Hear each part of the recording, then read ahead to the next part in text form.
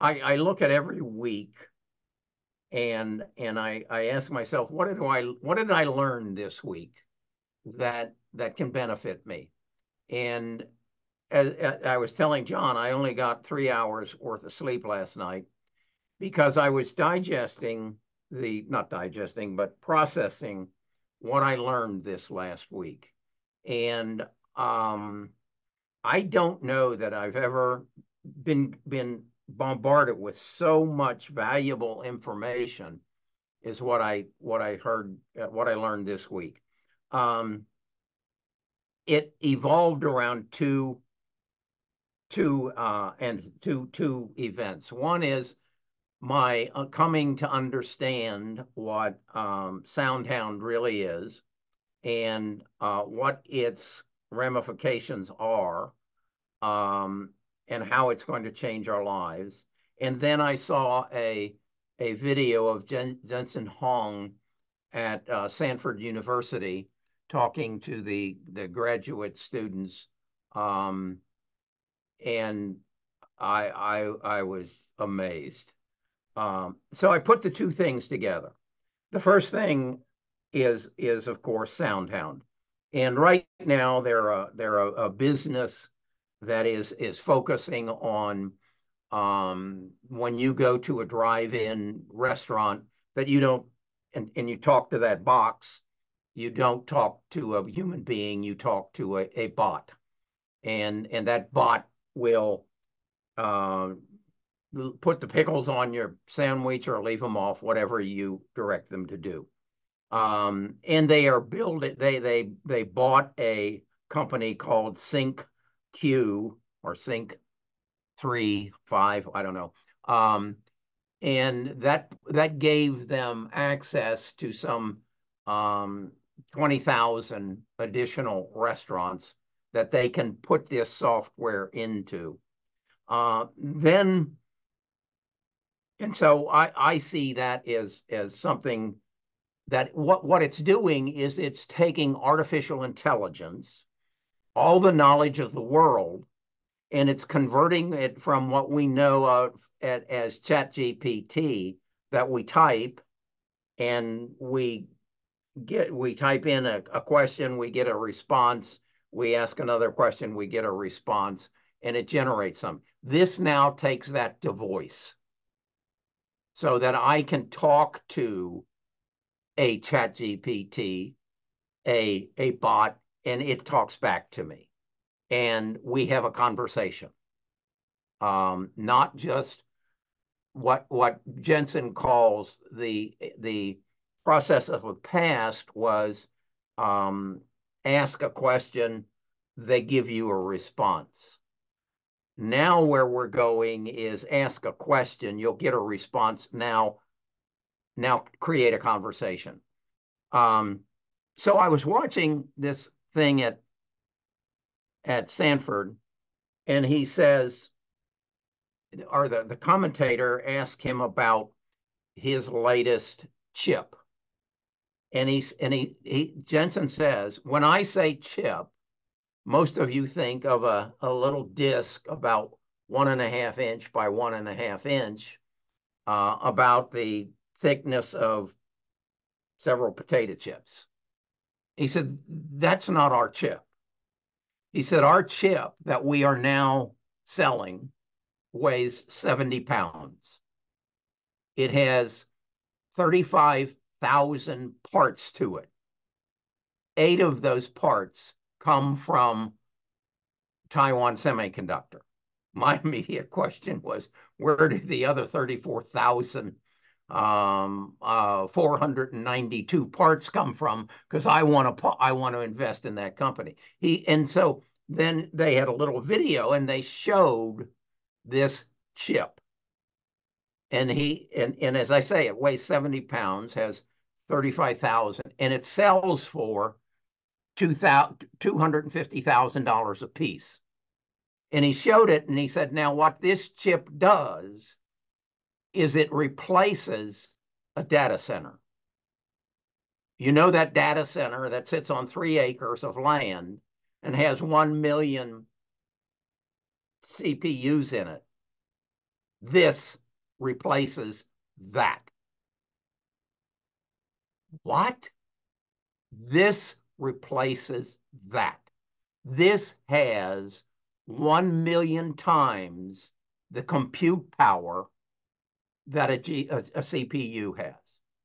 So this replaces a data center. And it looked to be a box that was maybe 2.5 feet by 1.5 feet.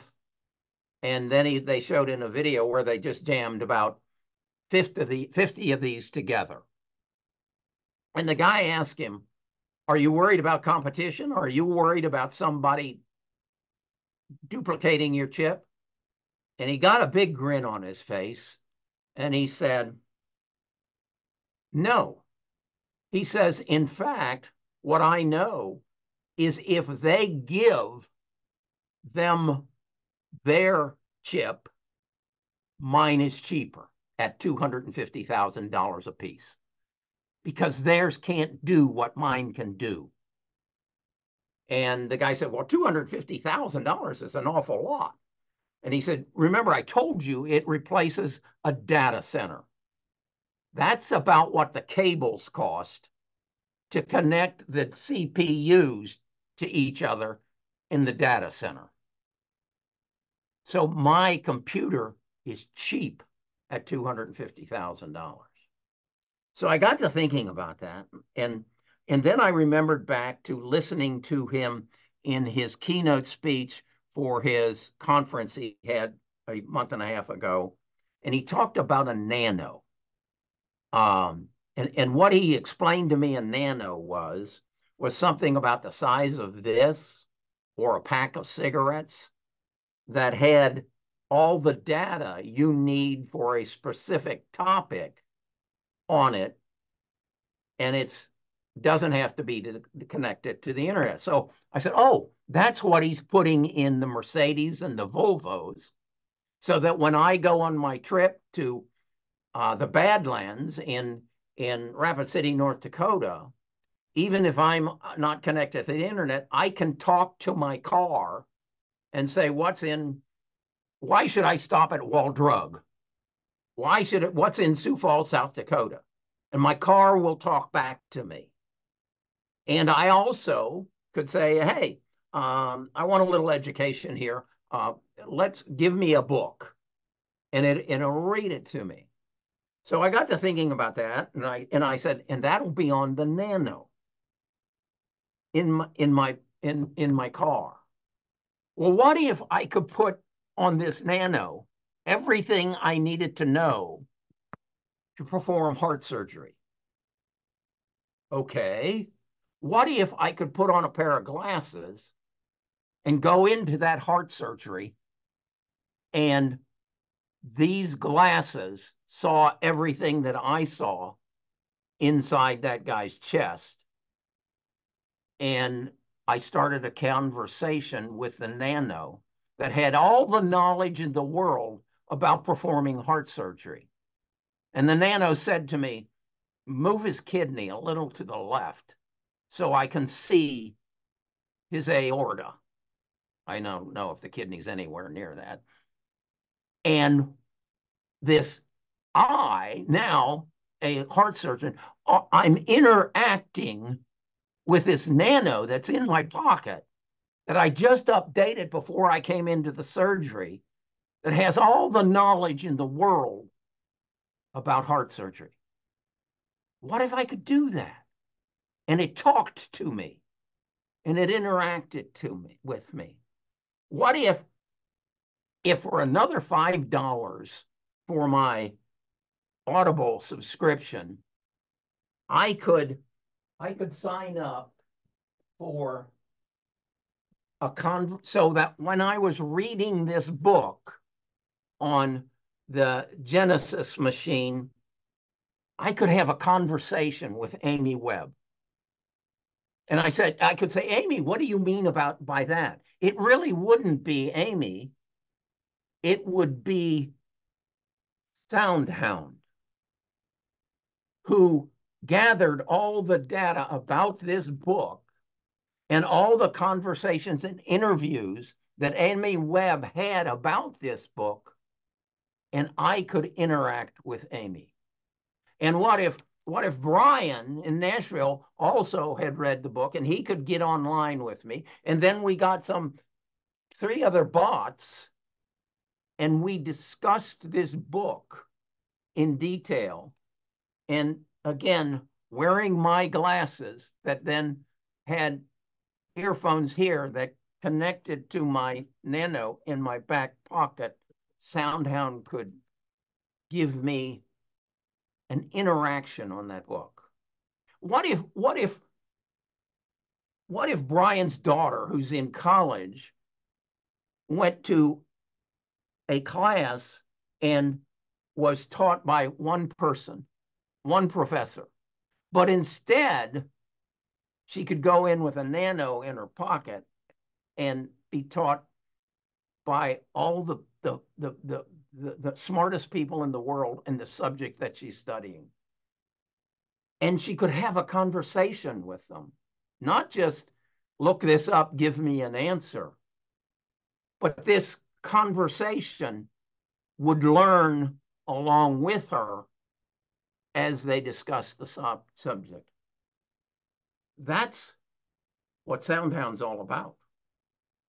That's what's going to happen. Now, one of you on the video I did about SoundHound said, you need to go find this video by a group of very smart people called Analyze, Analze, Analyze. And this guy went through SoundHound and just destroyed it. Just told me how this is nothing but a hype that is not dealing with reality. And there's all kinds of red flags because they're not making the money they say they are, and they haven't gotten it to a subscription service yet. But what he failed to recognize was, I'm going to be able to put on some glasses, I'm going to have something in my back pocket, and it's going to talk to me. All he talked about was they laid off 40% of their people. They went from 430 to 260. Well, that just happened to coincide with the time that they bought Sync 5. So could that have had something to do with it? Never did he mention that it isn't a toy. It isn't going to be just something that I could play with. This is going to change the way I get educated, the way I learn. And he didn't connect the dots. He beat up on the company because they're issuing more shares to raise money, and then he closed the argument with, and Apple and Amazon and Google and Microsoft could do this anytime they wanted and put them out of business. Oh, really? They've been at this for almost 20 years. That's probably why Microsoft paid $10 billion to Sam Altman for 40% of ChatGPT, because they could have done it by themselves. But that's why Mark Zuckerberg paid $4 billion for Instagram back in 1989, because he could do it. He could have done it in his own garage, but instead he paid these 2 guys. No. This is artificial intelligence, and if you understand that, with a voice to it, and then with Jensen's Nano, and also remember, Jensen invested $50 million in this company. This is a game changer. This is, I believe, a game changer. And I was discussing this with Trent earlier, and I want to say, don't put everything you got in it, but it's a $4 stock. And I recall, as some of you may, a company that came out and basically said they were going to create something called e-commerce, and that they would put the brick and mortar stores out of business. And for 14 years, they didn't show a profit. And their price of their stock went up in 1999 to $97 a share. And then it dropped to $9.75 a share. And we now call that company Amazon. But it was all hype. It was all hype because the people who are looking at the numbers don't connect the dots. They didn't understand what was going to happen. No more than Polaroid, who I worked for, recognized that digital photography was going to bury them, along with Kodak. That's where we're at. And I believe this is bigger than the internet, because the internet is burdensome. I have to have these boxes, and in order to access that data, in order to be smarter than the average guy. Now, all I'll need something is in my back pocket. And if I want my glasses and my earbuds, and now I'm a genius. So I would also ask you to recognize today that Twist, TWST, is up 29% in one day. Read this book and you'll know what Twist is.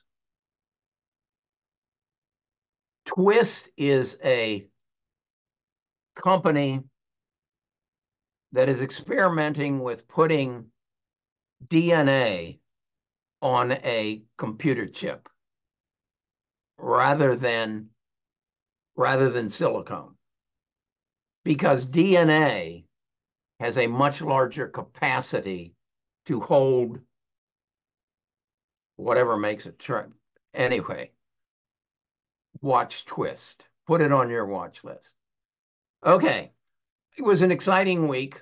I think if you and I will recognize the opportunities in front of us, I've made some changes to the cheat sheet.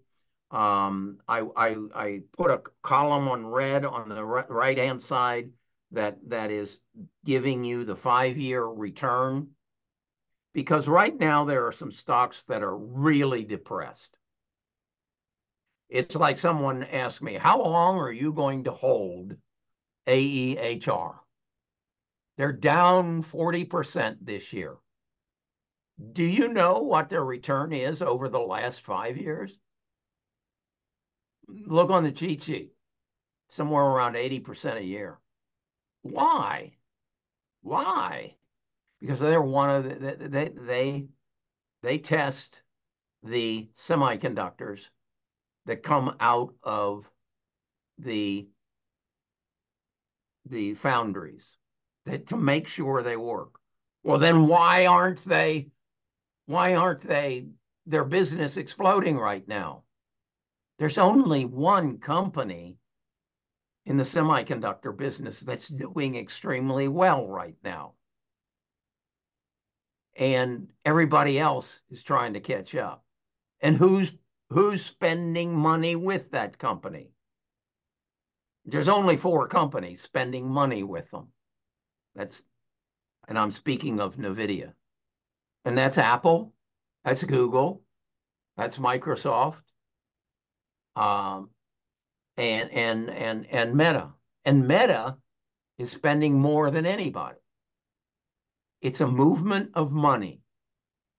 And not a one of you have yet bellied up for a GPU at $250,000 a piece. And you won't.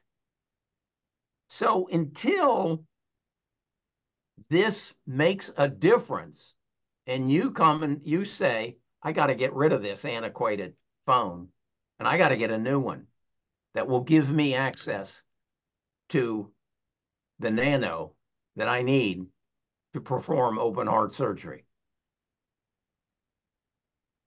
That's when these companies that have been growing at 85% a year are now down 60%.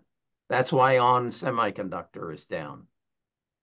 If you go to that cheat sheet and you look across the line and you see some boxes that are yellow in 2024, these are the depressed companies. These are the ones you want to analyze and say, are they going to come back? And that's where you're going to make money. I have realized there's really only two ways to make extraordinary money in this in the stock market. It's not through diversification. It's by finding the sound hounds and investing in the depressed stocks. The most money I have ever made in the stock market was when I invested in McDonald's, Valero Oil, and American Express at the bottom of the pandemic. When I ask myself, just because people are sick, does that mean that we're never going to go to McDonald's again? We'll never put gas in our car again? I'll never use my American Express card again? I said, no, they were down 50 to 60%. That's when you want to buy them. I was looking on Redfin, and the number of houses within Destin, Florida to Panama City is about 1,400 and some that are for sale that are showing up on Redfin. So probably add another 10% to that at least that aren't on there. And that would probably be double what it was about a year ago. And the amount of time they're sitting on the market is crazy. I've been seeing like these Airbnbs people had down there now for sale because they're not renting them out. They're losing money on them. Yeah. So well, and that's the thing is like, I was talking to the beach guy today, and he's pretty in the know about stuff. And he says 11% of the homes on my 18-mile stretch of from where I am to Destin, 11% of them are full-time residents. The rest of them are second homes or rentals. Really? Yeah. And so I'm like, well, if there's 1,400 homes for sale and 11% of them are permanent residents, are these people just trying to unload these homes now? And they know rental occupancy rates are going to start dropping or are dropping, or is it getting too expensive? Our neighbor, like I say, go ahead. Some of them they may be on an adjustable rate too. Yeah. Yeah. But our neighbor, they they have their house on a rental program, short-term rental program. And she said after 2 months, it being on the rental program, so that would be February, March, April, about 60 days worth. They got a $1,200 check, and they're like, forget it. From what the rental company takes and how much they had it rented, they're like, forget it. We're taking it off. Not gonna worry about it.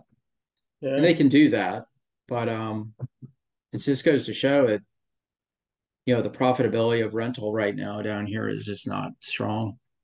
It just doesn't seem too strong. So who knows? I don't think it is anywhere. Rates are everything, and we're not seeing them go down. In fact, today we're seeing treasuries go up. Yeah. Yeah. Yeah. And just you look at how treasury is going up and how that affects real estate, it's the opposite, direction. And so I don't know. I keep saying, telling my daughter, just wait. If you want to buy a house, save up to 20%, keep your credit score high, and just wait. Because if Jamie Dimon's right about the 10, oh boy, it going to 8. It's got to be the same in the stock market too. I'm looking at the charts today. I have 6 or 7 lists of stocks with 50 stocks on each one. And just on my today's watch list, only 2 are green out of the 50. How many? 2. on that one. Wow. On That's just today's. That's on my weekly watch list. There are 5 that are green out of 50. Okay. We're down 361, 156, and 42. I mean, this is a bad day. Yeah. Yeah, I mean, my dumpster list, my dumpster list here. Sometimes my dumpster has higher ones. Dumpster has 1, 2, 3, 4, 5 greens Out of how many? out of 50. Wow. That's crazy.